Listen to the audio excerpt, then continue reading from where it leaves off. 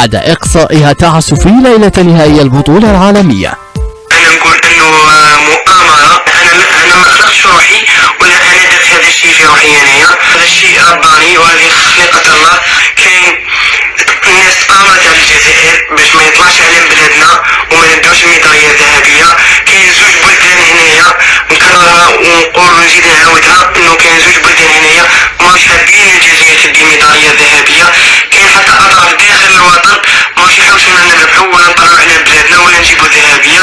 كما تشوفوا هذه مؤامرة كبيرة وما راحش نسكت عليها. إذا كانت هذه أهم التصريحات التي شغلت الرأي العام طيلة هذا الأسبوع قبل العودة للحديث طبعا عن المنتخب الوطني الأول ومنتخب أقل من 23 سنة. نبدأ من النهاية وقضية إيمان خليف، هذه البطلة التي تم إقصائها بسبب كثرة حسب الاتحاد الدولي أو اللجنة الأولمبية العالمية التي نشرت بيان تفيد أن هرمونات الذكورة كانت عالية في آخر تيست اللي قامت به قبل النهائي الذي كان من المفروض أن يكون اليوم للحصول على الميدالية الذهبية. ما الذي يحدث؟ محمد قاسي السعيد البطلة تحدثت عن مؤامرة داخلية وخارجية.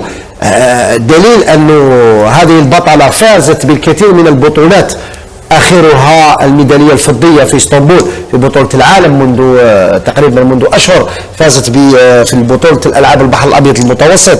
كيف لهذه البطلة التي شاركت على مدار 7 سنوات في أكبر المحافل الدولية لم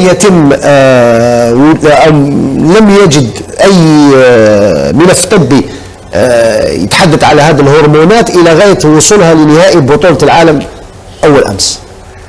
رضوان، مانيش طبيب انا مانيش مختص، ولكن نجي نقول لك يا ديزيكيليبر هرمونال ينجم يصرى رضوان. لا نتكلموا على المؤامره، هي تقول مؤامره تقول داخليه خارجيه لست ادري، ولكن كاين طبيب كان لجنه طبيه اللي صابت باللي لا تستوستيرون طلعت كثير، هي هرمونال تاع الذكورة طلعت كثير. هذا اللي ما سمحلاش باش تلعب النهائي امام ملاكمه.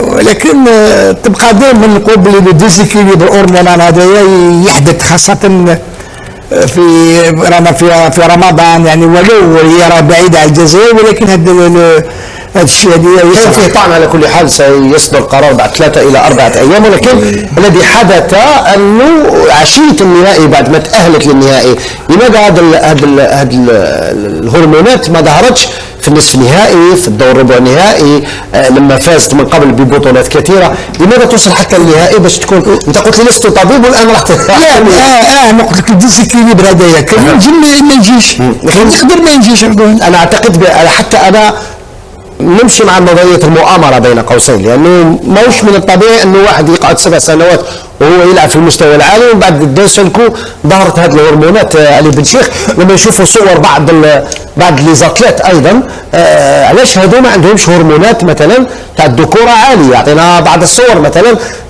الكثير تكد على الولايات المتحده الامريكيه، تايلاندا، الصين. حتى في الصين كل هادو ما خرجوش عندهم هرمونات الذكوره الا الملاكمه الجزائريه كومبارازان لافيت على فينال بعد ما تاهلت في النصف نهائي. نتمنى من اللجنه الاولمبيه من وزاره الشباب والرياضه ان تقف الى جانب هذه البطله، لانه ماناش حابين يصرى مصرى في الالعاب الاولمبيه الماضيه بعد ما وجد نفسه الجيدوكا تاعنا اللي لم او رفض مواجهه الكيان الصهيوني وما حدث لمدربه انذاك واللي هو ما كانش في حتى مسانده.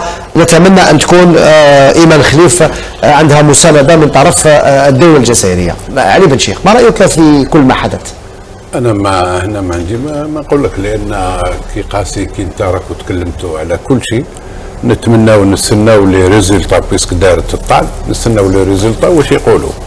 هذا واش نجيب. ما تعتقدش باللي 3 ايام او من قبل علاه ما خرجوش هاد لي تيست بوزيتيف من قبل؟ ما داروش لي تيست. لا كانوا يديروا قبل دير اي منافسات دير لي تيست. انا هذه والله ما انا سون ديباس، انا مانيش طبيب ولا حاجه ما نعرفهاش، ما نجيبش نتكلم فيها. بريفير نخليو لي ريزولطا واش يقولوا ولي سيونتيفيك هما اللي فون بارلي. سيتو لو ريست تقول مؤامره ولا قالت من الداخل ايضا. قالت من الداخل بصح كيف كوم توجور حاجه ما تحرك ورمضان يجوز ونعيدوا يرعى ونكملوا سيتو. علي او امين اقصى من الداخل الظلماني اذا كانت من الداخل عندها ربع اسامي. ما قالتش هي الاسامي. عندها اسامي اذا كانت من الداخل. ياسر. لابد عندها الاسامي. بالتاكيد. الاسامي اللي امر عليك من الداخل. ذكروا بانه الاتحاديه الجزائريه للملاكمه مع الاتحاد الدولي للملاكمه فيه مشاكل لانه كان فيه رفض للرئيس الحالي والمطالبه بالابقاء على الرئيس السابق بسبب تدخل السلطات في انتخاب الرئيس. المشكل ماهوش هنا رضوان، هي تقول لك مؤامره من الداخل وقالت من الخارج دولتين. احنا نروح على الداخل، اذا كانت من الداخل يعني هاد الناس هذوما رايحين يحرموا هذا ايمان خليف البطله الجزائريه من كسب ميداليه ذهبيه. ممكن من المشاركه وكسب ميداليه في الالعاب الاولمبيه. في الجزء الاولمبيك. اذا ايمان خليف ولا عندك اسامي اللي يتآمروا عليك من الداخل قوليهم. واضح. امين اكسس ضجه كبيره من الامس لليوم على قضيه ايمان خليف. يا شر نظن باللي شيء مؤسف للبطله الجزائريه، نظن تلحق حتى للنهائي ومع ذلك يقصيوها، نظن هذا شيء شويه مؤسف. نظن هذه البطله هذه شرفت الجزائر، احنا كنا ماذا بينا تزيد تشرف الجزائر في الدار خاصه الالعاب الاولمبيه في باريس عن قريب 2024 تقريبا ميداليه نقدروا نقولوا مضمونه مع ايمان خليفه. بيان سور انا نقول باللي فرحه الجزائريين، نظن هي البطله الوحيده للنساء في الجزائر، نظن باللي بطله قويه. سي دوماج، نظن اللجنه الاولمبيه تاع الجزائر ان شاء الله توقف مع الملاكمه هذه وتعاود ترجع لها حقها بوركوا با. هذا واش نتمناو.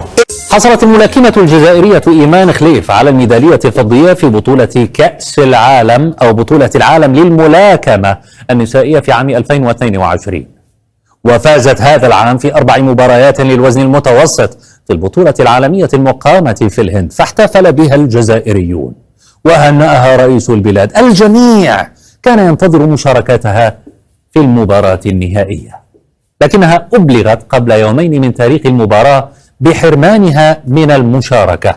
فغرد الاتحاد الجزائري للملاكمة يقول الاتحاد الدولي للملاكمة IBA يمنع الملاكمة الجزائرية إيمان خليف من المشاركة في نهائي بطولة العالم لأسباب صحية. أما الاتحاد الدولي فبرر لوكالات الأنباء العالمية قراره بأن الملاكمة الجزائرية غير مستوفية للمعايير الأهلية، وقال إن لوائحه لا تسمح بالإفصاح عن التفاصيل. ما هي معايير الأهلية التي لم تستوفيها إيمان؟ لماذا سمح لها أصلا بالمشاركة؟ هي بنفسها تجيب عن هذا. قال لك ما تبوكسيش لأنه عندك صفات ومؤهلات ما خلوش تبوكسي مع النساء، وهذا شيء حرام عندنا احنا كجزائريين ولا يليق بالمرأة الجزائرية. انا ما خلقتش روحي ولا انا درت هذا الشيء في روحي انايا. هذا الشيء رباني وهذه خلقة الله، بالرغم من تنمر وكذا وكذا وكذا.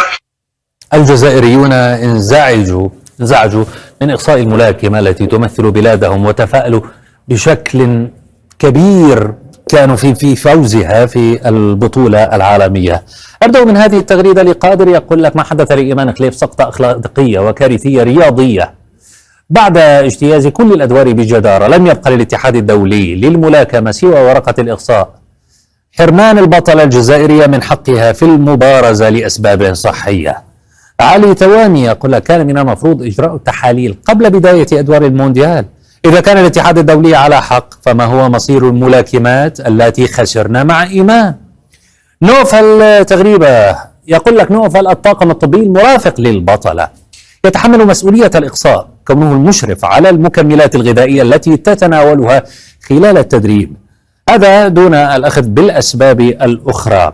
بسيري مصطفى قال: بسيري مؤامرة جديدة تستهدف الجزائر بسبب محدودية المسؤولين في الهيئات الرياضية وغيابهم على مستوى الاتحادات الدولية.